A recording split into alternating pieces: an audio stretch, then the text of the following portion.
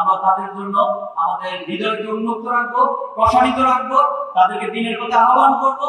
আমরা আমাদের চারিত্রিক মাধুর্যতা দিয়ে তাদেরকে দিনের পথে ইনশাআল্লাহ নিয়ে আসবো। আল্লাহ তাদেরকে কবুল করুন, আমিন।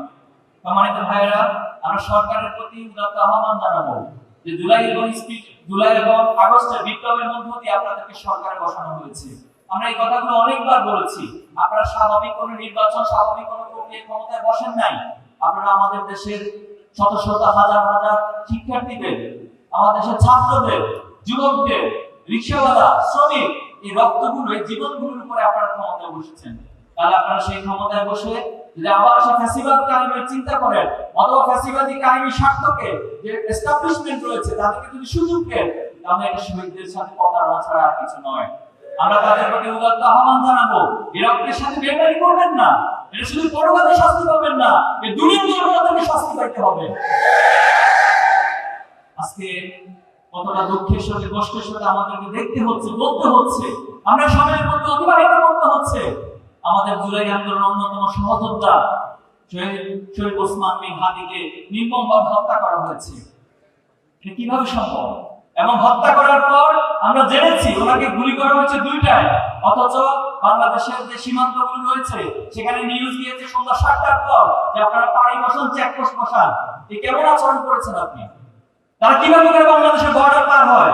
তাহলে বাংলাদেশের বর্ডার পার হয়ে যে রাষ্ট্রে যাচ্ছে তাদেরকে কারা আশ্রয় দিচ্ছে? আজকে এই প্রশ্নগুলোর উত্তর অবশ্যই জাতিকে, এই প্রজন্মকে খুঁজে বের করতে হবে। আমরা কোন ডিপ স্টেট এবং কোন কায়দাবাদী স্বার্থের মধ্য দিয়ে বাংলাদেশকে ক্ষমতায় যাবে, এটাই প্রজন্ম সহ্য করবে না। দেশে যারাই ক্ষমতা যাবে, এই প্রজন্মের পালসকে বুঝে, ছাত্র সমাজের পালসকে বুঝে, ছাত্র সমাজের সমর্থন নিয়ে তারপরে আপনাদেরকে ক্ষমতায় দিতে হবে।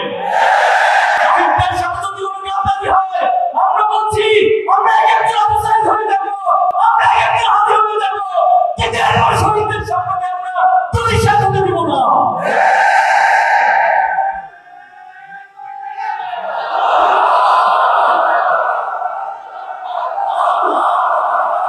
আমরা স্পষ্ট ভাষায় বলবো, অতি সত্বর শহীদ হাদি ভাইয়ের খুনিদেরকে গ্রেফতার করতে হবে। সম্প্রতি তেজগাঁ কলেজে সাকিবুল হাসান রানা নামে একজন শিক্ষার্থীকে হত্যা করা হয়েছে, আপনারা জানেন, খুব বেশি আলোচনায় আসে নাই।